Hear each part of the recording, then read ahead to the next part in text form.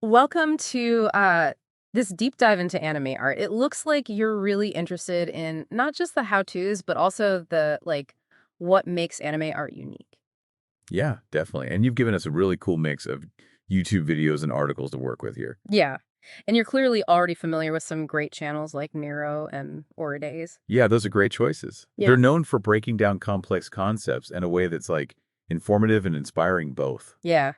We're going to be focusing on those artistic fundamentals today and unpack some of their best insights. For sure. Yeah. So we'll start with Nero's approach to those fundamental building blocks from his video.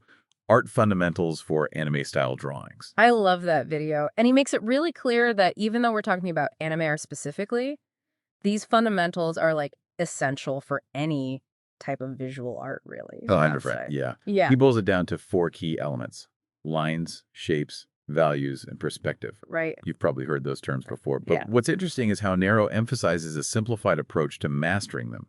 Yeah, like a minimalist approach almost. And that can be really helpful, especially for beginners. Definitely. Yeah. He has this great tip about using single confident strokes for cleaner line art. It seems so simple, but then he shows how much depth you can create just by varying the line weight. It's Yeah. so cool. It reminds me of, those classic black and white manga illustrations where they use hatching and cross hatching to create incredible depth and texture using just black ink. Totally. Nero's approach is like a modern take on that using digital tools. Yeah, and it makes you realize that mastering line weight isn't just about making your drawings look pretty. It's about understanding how to represent light and shadow Yeah, and ultimately create the illusion of three dimensions on a flat surface. exactly. And that's where his emphasis on shapes comes in.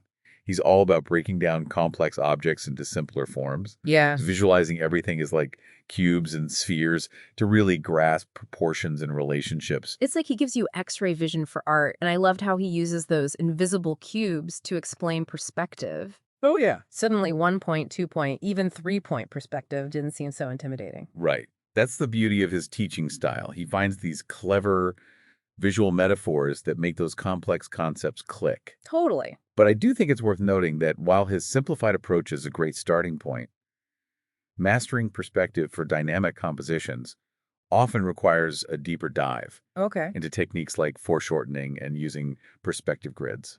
That's a great point. So you're saying that Nairo's approach is a fantastic starting point, but it's important to keep pushing yourself and learning those more advanced techniques as you progress. Exactly. It's about striking that balance between simplification and depth. And that same philosophy applies to his approach to values. He suggests practicing with just black and white, focusing solely on creating a range of values to represent form. Yeah, it's like he's stripping away the distraction of color to help you truly understand how light and shadow define form. And honestly, his black and white studies are just as captivating as full color illustrations. They have this raw, graphic quality that's so visually striking. It reminds us that sometimes less is more. Yeah. By removing color, you're forced to focus on those subtle gradations of light and dark that give your drawings a sense of depth and realism. Yeah. Think about those incredible black and white manga illustrations.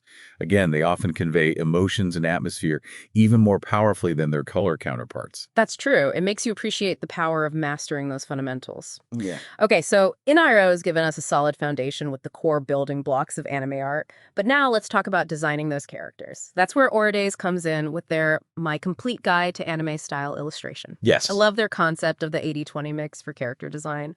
Oh, yeah. It's such a cool concept. What's fascinating about it is that it applies to so much more than just anime. It's like a fundamental design principle. Finding that sweet spot between the familiar and the unexpected. Yeah. You need that 80% of recognizable elements to instantly communicate to your audience what they're looking at, whether it's a character, an object, or an environment. Right, like you're giving the audience a visual anchor, Yeah. something they can latch onto and understand immediately. But then you add that 20% of unique or strange elements to keep things interesting and make your designs stand out. Exactly. And Oridays uses their Ayame illustration as a brilliant example of this. Right, They take a traditional kimono design, something instantly recognizable as part of Japanese culture, right. but then they give it their own spin. Yeah. They modify the silhouette, add unique details, maybe play with the patterns and textures to make it both familiar and fresh. Yeah, it's like they're taking something classic and injecting it with their own personality, their own artistic voice. And it's so smart how they emphasize the importance of research even for fantasy settings. They even show their collection of Japanese pattern books that they use for inspiration. It highlights a crucial point. Even when you're creating something fantastical, grounding it in reality through research can make your art so much richer and more believable. Right. Think about how Studio Ghibli films often draw inspiration from Japanese folklore and mythology. Right. Those elements add a layer of depth and cultural resonance that captivates audiences worldwide. It's like those details create a bridge between the fantastical and the familiar, making the world you're creating feel more real and lived in. Yeah. And I love that Orides actually shows their Notion board, their system for organizing their ideas and inspirations. That's a great reminder that having a system for planning and research can be incredibly helpful for any artist, regardless of skill level. It's about being organized, intentional, and finding ways to streamline your creative process. Yeah. But of course, planning is only the first step. We need to actually put those ideas into practice and constantly strive to improve our skills. You got it. And that's what Orides tackles in the video, the fastest way to learn anime-style art. They actually lay out their personal learning journey and share a really interesting approach to skill development. Yeah. They call it the draw, reflect, learn cycle. It's a deceptively simple concept, but what's fascinating is how it aligns with so much of what we know about effective learning and deliberate practice. It's not just about mindlessly drawing, it's about approaching your practice with intention and a critical eye. Okay, so let's break it down. The draw phase seems pretty straightforward. You focus on practicing the specific skill you want to improve, whether it's drawing hands, eyes, dynamic poses, or whatever your weak point is. Right. But it's the reflect stage that really intrigued me. It's not just about getting feedback from others, it's about honestly evaluating your own work. Yeah, exactly. It's about taking a step back and asking yourself those tough questions. What's working in this drawing? What's not working? Where did I struggle? What could I have done differently? And most importantly, what specific steps can I take to improve next time? So you're not just passively receiving feedback, you're actively analyzing your own work and identifying those areas that need attention. And then the learn stage is about taking that self-awareness and applying it to your practice, right? Exactly. It's about seeking out resources that specifically target those areas where you need to improve. Maybe it's watching a tutorial on anatomy, studying the work of artists you admire, or even just doing focused practice exercises. Right. Mm-hmm. It's about being strategic with your learning and making sure that every drawing session has a purpose, a specific skill you're trying to hone.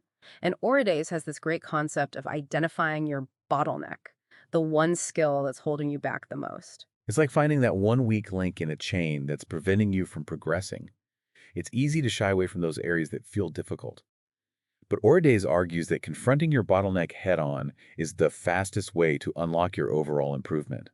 They even share their own experience of neglecting figure drawing for too long and how tackling that weakness was a game changer for their art. It's inspiring to hear how even successful artists struggle with certain aspects of their craft. Yeah. It makes you realize that everyone has their own bottlenecks, their own areas where they need to push themselves. And it highlights a crucial point. Acknowledging and addressing those weaknesses is what separates those who plateau from those who truly excel. But, okay, we've covered the fundamentals, delved into character design, and even explored a really effective learning approach. I think it's time to dive into what really makes anime art so visually captivating, wouldn't you say? Absolutely. I'm ready to unpack those distinct artistic styles that make anime so unique. Great. Let's shift gears and explore those stylistic approaches that add so much flavor and visual impact to the world of anime. All right, let's explore those artistic styles. We've got that article, Uncovering the Vibrant Artistic Styles in Japanese Anime Art, to guide us. You ready? Yeah, definitely. This article is great. It breaks down some of the major styles you'll encounter in anime. Yeah. And it's interesting how these styles often reflect the themes and target audience of the anime itself. Totally. Like Shonen anime, which is known for its action-packed, high-energy stories, often for a younger male audience, like Dragon Ball Z or Naruto, with those epic battles and larger-than-life characters. Exactly. And the art style amplifies that energy. Yeah. You often see bold lines, dynamic compositions, and dramatic close-ups to draw you right into the action. Yeah. Think about those iconic fight scenes where the characters are like leaping off the screen. It's all about movement and impact. You can almost feel the energy. Right. But then you have a style like Shojo, which often targets a female audience with stories focused on relationships, emotions, and personal growth, Yeah, and the art style is totally different. right. Shoujo anime has a softer, more delicate aesthetic. Think flowing lines, sparkling eyes, and beautiful backgrounds that create a sense of wonder and innocence.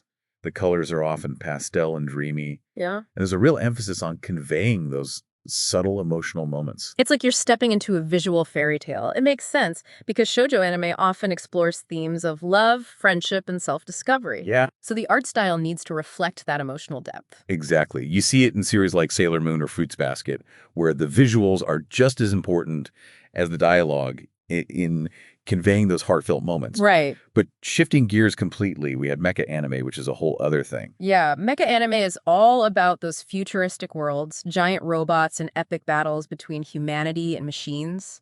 Think Mogul Suit Gundam or Neon Genesis Evangelion. And the art style for mecha anime is fascinating because it walks this line between the fantastical and the technical. You have these incredibly detailed depictions of machinery and technology, Yeah. but they're also integrated into these dynamic action sequences. Yeah, it's almost like the robots themselves become characters with their own unique personalities and design elements. And the color palettes are often really interesting too, with Yeah. lots of metallics, cool tones, and neon accents to create that futuristic feel. Exactly. It's about conveying a sense of power technology and often a bit of grit and realism even within those fantastical settings. But on a much lighter note, we have Kawaii Chibi style, which is all about pure cuteness. Yeah, chibi characters are like concentrated doses of adorable, those exaggerated proportions, oversized heads, tiny bodies, and those huge expressive eyes. Oh, yeah. They're designed to melt your heart. And you see this style everywhere in anime, from Mhm. Pokemon to Hamtaro. It's a style that's meant to evoke a sense of playfulness, joy, and innocence. And it's incredibly effective at creating characters that are instantly memorable and marketable. Totally. Who can resist those adorable little faces? They're made to be plushies and keychains. But okay, we've talked about these distinct styles. What about the visual elements that connect all of these styles and make them distinctly anime? Like what makes those drawings instantly recognizable as anime art, regardless of the specific style? That's a great question. I think one of the most defining features is the use of large, expressive eyes. They're not just windows to the soul, they're practically portals to a whole range of emotions. It's true. Think about those classic anime moments, whether it's a character with tears welling up or their eyes widening in shock or excitement. Anime eyes are incredibly expressive and they often convey so much more than words ever could. And it's not just the size, it's the way they're drawn, the shape, the highlights, the way the eyelashes are rendered. All of those details contribute to the emotional impact. Like each eye is a miniature work of art. Yeah. And then you have the vibrant color palettes. Oh, yeah. Anime artists are not afraid to use bold, saturated colors to set the mood and amplify the emotional tone. Exactly. Think about the fiery reds and oranges in action scenes, or the soft pinks and purples associated with romance or whimsy. Yeah. And it's not just the individual colors, it's about how they're combined and contrasted Yeah. to create visual harmony or to highlight a specific element. It's like color becomes another language in anime, a way to tell the story visually. And then, of course, you have the unique character designs. Anime characters are rarely generic. They're often incredibly distinct and memorable with unique features, hairstyles, and clothing that tell you so much about their personalities and roles. Character design in anime is an art form in itself. It's about creating characters who are not only visually appealing, but also instantly recognizable and deeply connected to the narrative. Think about a character like Spike Spiegel from Cowboy Bebop. His silhouette, his hairstyle, his posture, all of those design elements tell you so much about him even before he speaks. Yeah, it's like his design is a visual shorthand for his whole personality. You see that across so many anime series. The characters are designed to be both visually striking and narratively relevant. Okay, so we've talked about the styles, the techniques, the visual elements, but where does all of this come from? What are the influences that have shaped anime art? Well, you can't talk about anime without acknowledging its deep connection to traditional Japanese art forms. Yeah. Think about ukiyo-e woodblock prints with their bold lines, flat perspectives, and vibrant colors. Yeah. You can definitely see those echoes in anime art today. Right, and it's not just the visuals, but the thematic influences too. Yeah. Japanese folklore, mythology, and historical events often find their way into anime stories, Uh-huh. adding layers of cultural depth and symbolism. Exactly. Mm. You see it in Studio Ghibli films, for example, which Yeah. often draw inspiration from Japanese folktales and Shinto beliefs about nature spirits. Right. They weave those themes into visually stunning narratives that resonate with audiences worldwide. It's about understanding that anime art is not just a random collection of cool visuals. It's a product of a rich cultural heritage. Right, and it's a heritage that's always evolving and adapting because anime is also very much a product of its time, constantly absorbing influences from global pop culture, Oh, or for from Hollywood films to video games, music, and fashion trends. absolutely. It's a fascinating cross-pollination of ideas and aesthetics. And you have to acknowledge the role technology has played in shaping modern anime art.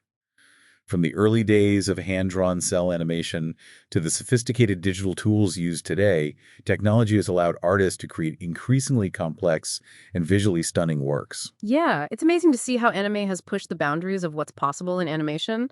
It's a testament to the creativity and ingenuity of the artists who are constantly experimenting. Yeah. But beyond the technical aspects, it's impossible to ignore the cultural impact anime has had globally. It's truly remarkable how anime has transcended geographical boundaries and language barriers.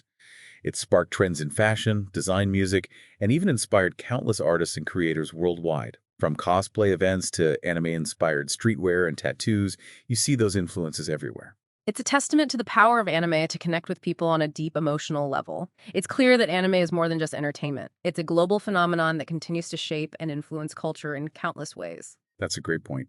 So after this deep dive, what has stood out to you from everything we've discussed? What has captured your attention or sparked your interest the most? That's a great question to ponder. We've covered a lot of ground, but there's always more to explore in the vibrant and ever-evolving world of anime art. Yeah, it really is amazing to see all these different elements like the styles, techniques, and cultural influences all come together to create something so unique. Yeah. But I think what really stood out to me is that anyone can learn to draw in an anime style, right? Like you don't have to be born with some magical artistic talent or something. Absolutely. It's like anything else.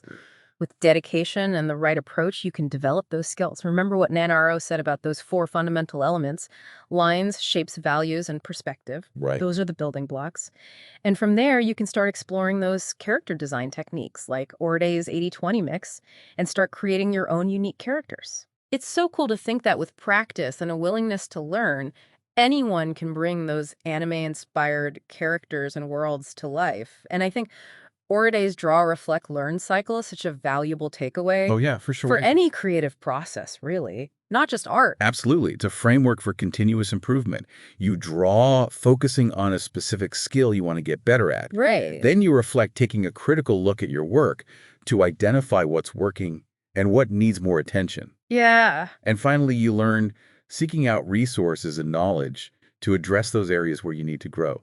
It's a cycle that can be applied to any skill you want to master. Yeah. It's all about being proactive and intentional with your learning. Yeah. But I think it's important to remember that learning shouldn't feel like a chore, you know? Oh, yeah. It should be fun. Experiment with different styles, get inspired by your favorite artists, and most importantly, just keep drawing. That's the key. Remember Ordy's analogy of drawing being an infinite game? Oh, yeah. You win as long as you keep playing. It's about finding joy in the process, in that journey of continuous learning and exploration. And who knows, maybe someday your art will be inspiring others to take their own deep dive into anime. That would be awesome. So for you listening, as you continue to explore the world of anime art, what aspect are you most excited to dive into? Is it mastering those fundamental drawing skills, experimenting with different art styles, or maybe delving deeper into those rich cultural influences that have shaped this art form? Whatever sparks your interest, just remember that the world of anime art is vast and full of possibilities. Keep experimenting, keep learning, and most importantly, keep creating. Thanks for joining us on this deep dive, and keep those pencils moving.